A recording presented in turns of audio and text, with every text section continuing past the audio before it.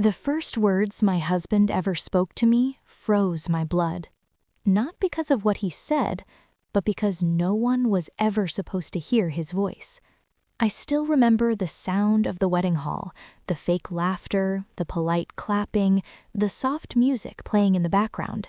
Everyone was celebrating my fairy tale, a poor girl marrying a mute millionaire. That's what they called it. They didn't know it wasn't a fairy tale. It was a deal, and I was the product. My name is Elena, and I married Adrian Blackwood, a man the world believed had been mute for over 15 years. No speeches, no vows spoken aloud, no objections, just signatures and silence. Adrian stood beside me at the altar, tall, calm, unreadable. His dark eyes never left my face, yet his lips never moved. He communicated only through a tablet and brief nods.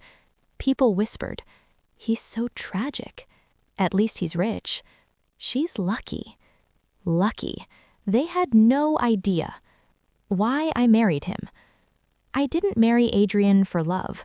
I married him because my family was drowning. My father's medical bills were stacking higher than our hope. My mother had already sold her jewelry. The bank had sent final warnings. We were days away from losing everything. Then came the offer. A private meeting, a discreet lawyer. One sentence that changed my life. Mr. Blackwood is seeking a wife. He will provide lifelong financial security. He only asks for companionship and privacy.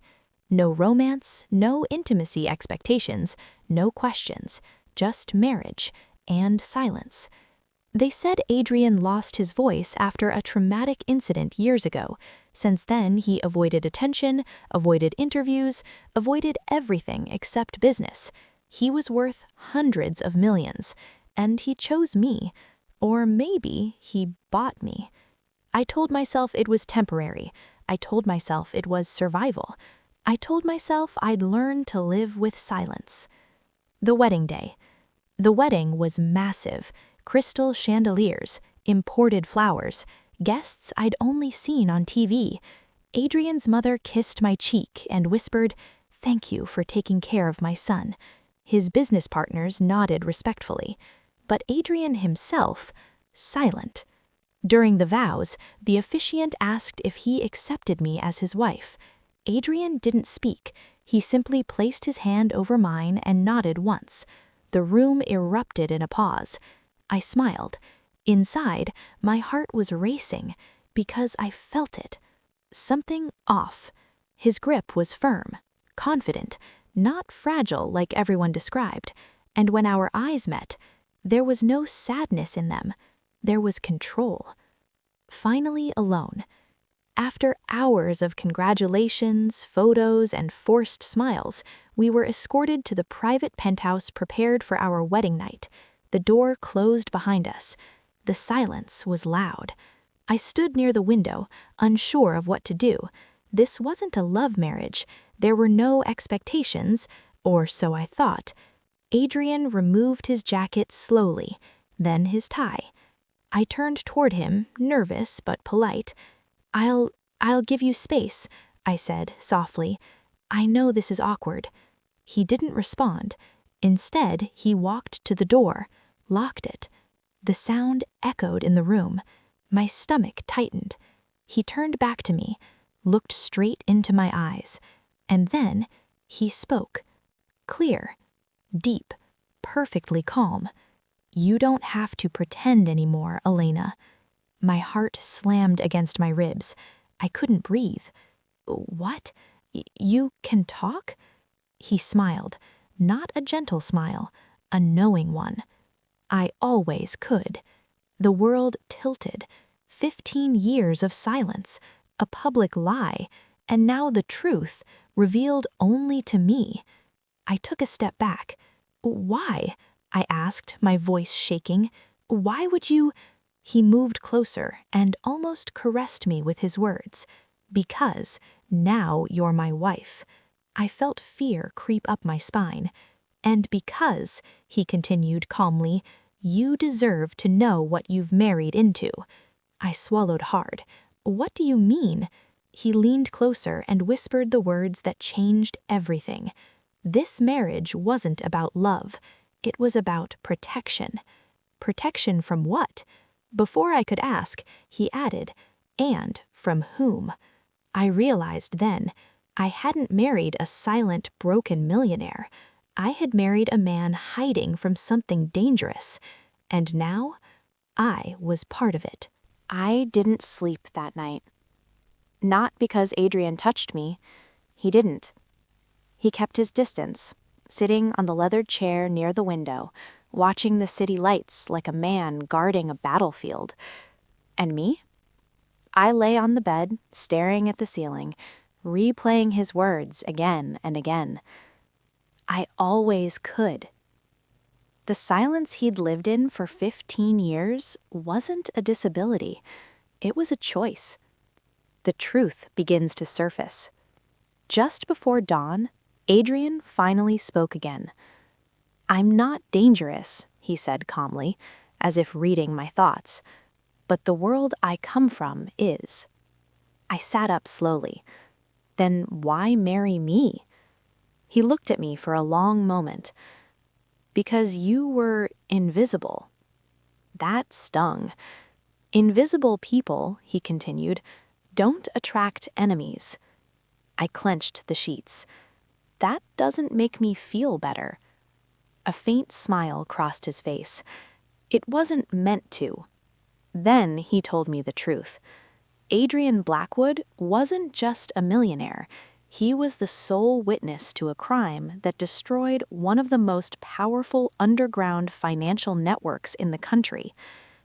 15 years ago, his father, once a respected billionaire, had been secretly laundering money for people who didn't forgive mistakes. When his father tried to walk away, they were killed, right in front of Adrian. "They thought I was dead too," Adrian said quietly. I let them believe it. He went silent after that, not because he couldn't speak, but because silence kept him alive. Why he stayed mute. The media loved the story. A traumatized heir, a damaged genius, a silent businessman. No one questioned it. "I built my empire behind the mask," he said. "No interviews, no speeches, no voice recognition, no recordings. Until me," I whispered. "Yes, until you." My chest tightened. "So why tell me now?" He stood up and walked toward me slowly. "Because once we were married," he said, "you became a target whether you knew it or not." That word echoed in my mind. Target. The first warning. That same morning, as if on cue, the first sign appeared. A black envelope slipped under the penthouse door. No stamp, no address. Just my name written in neat, precise handwriting. Elena Blackwood. My hands trembled as I opened it. Inside was a single photograph. Me, leaving my old apartment 2 weeks before the wedding. Adrian didn't react. "I was afraid of that," he said quietly. "Afraid of what?" I asked, my voice barely holding together. "That they'd find you faster than expected." "They?" I snapped. "Who is they?" "The people who want me silent. Forever. The rules of my new life." That day, everything changed. Security tripled. My phone was replaced. My social media vanished. Adrian gave me rules. Never leave alone. Never speak to strangers.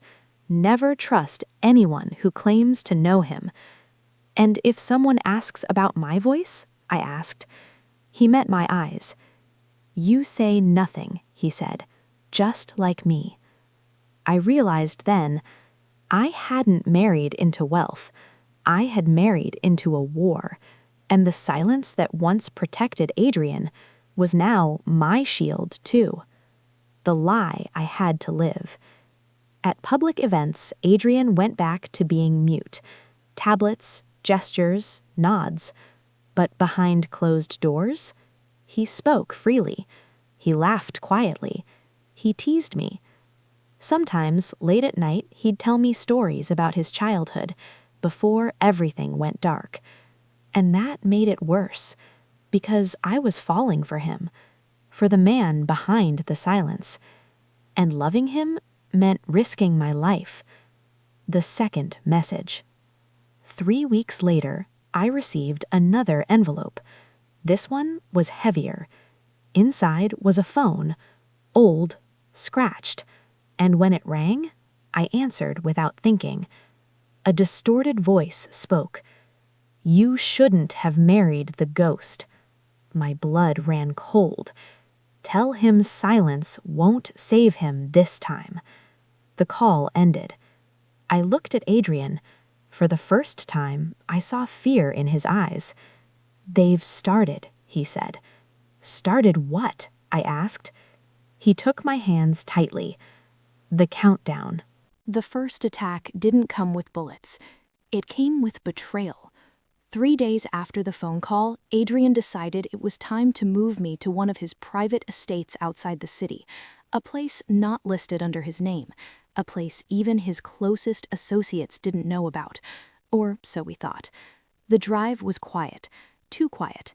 Adrian sat beside me in the armored car, his jaw tight, his eyes scanning every reflection in the glass.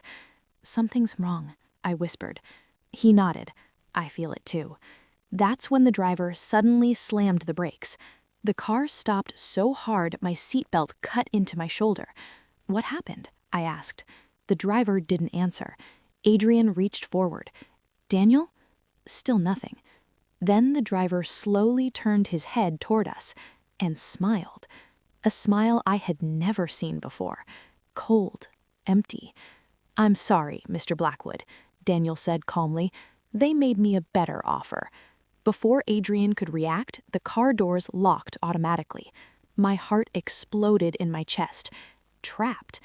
Daniel stepped out of the car and walked away, leaving us sealed inside. Within seconds, black SUVs surrounded us. Men in dark clothes, no faces visible. Adrian cursed under his breath, out loud without caring anymore. They found the car, which means someone inside sold us out. My hands shook. What do they want? He looked at me, and this time he didn't lie. They want me to talk. One of the men knocked on the window, hard. Another raised a device and aimed it at the car. Adrian pressed a button hidden near his seat. The engine roared back to life. Smoke exploded behind us. The car launched forward, smashing through the weak point in the blockade. Gunshots cracked the air. I screamed. The glass held, but barely. Adrian grabbed my face, forcing me to look at him. "Listen to me," he said urgently. "No matter what happens, you do not tell them anything. Not my voice, not my past, nothing." "Adrian, if they separate us, remember this. I married you to protect you, not to use you." The car swerved violently. Then everything went black. When I woke up in a white room. My head throbbed. My wrists were tied, and Adrian was gone. A man sat across from me, calmly polishing a watch. "You married the wrong man," he said without looking up. "Where is my husband?" I demanded. He smiled. "Talking." My blood froze. "He doesn't talk," I snapped. The man finally looked at me. "Oh," he said softly. "We know." He leaned closer. "We just want to hear him one last time." The choice they gave me. They brought Adrian in, bruised, bleeding, but still standing, still silent. I had never loved him more in that moment. The man stood between us. "Here's the deal. You convince him to speak publicly, one recorded message, one confirmation he's alive and well. And then," I asked. "And then you both walk away," the man lied smoothly. Adrian met my eyes, shook his head slightly. "Don't do it." Tears burned my eyes. "They'll kill you," I whispered. "They'll kill both of us," he replied quietly. "But if I speak, they'll kill many more." That's when I understood. His silence wasn't fear. It was responsibility. My choice. I turned to the man.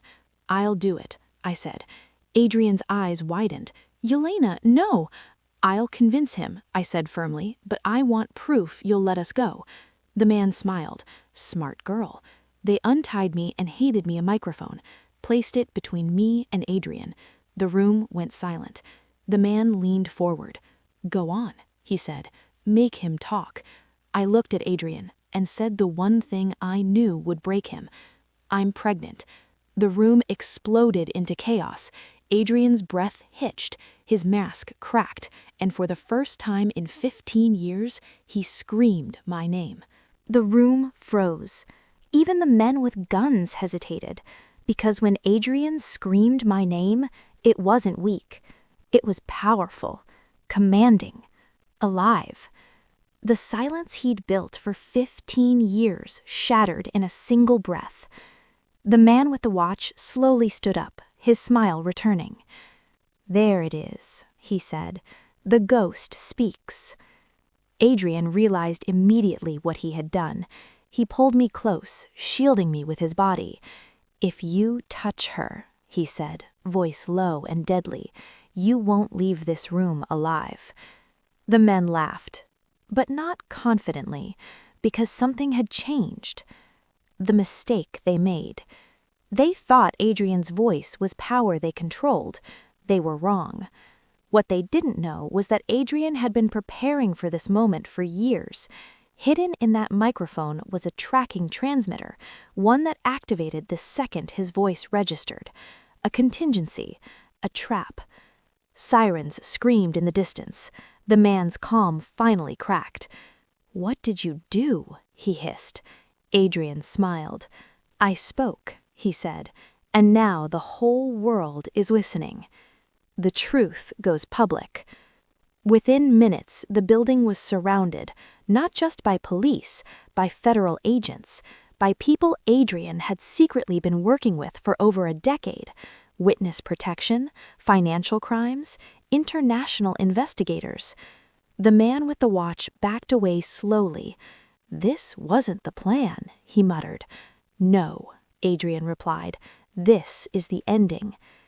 The real mastermind revealed. As agents stormed the room, the man was arrested, but Adrian didn't relax. "Where is Victor?" he demanded. The man laughed bitterly. "You still don't see it?" Adrian turned to me, his face draining of color. "Victor?" I asked. "My uncle," Adrian said quietly. "My father's partner." That's when the door opened again, and Victor Blackwood walked in, clapping. "I always knew you'd break your silence for something important," Victor said smoothly. "I just didn't expect it to be love." My stomach dropped. Family. It was always family. The final threat. Victor leaned close to me. "Congratulations," he whispered. "You just signed your death warrant." Before anyone could react, he pulled a gun. Adrian moved faster. A shot rang out. Victor fell. Silence returned. Real silence. The kind that follows truth. Aftermath. Victor survived but was arrested. The entire network collapsed within days.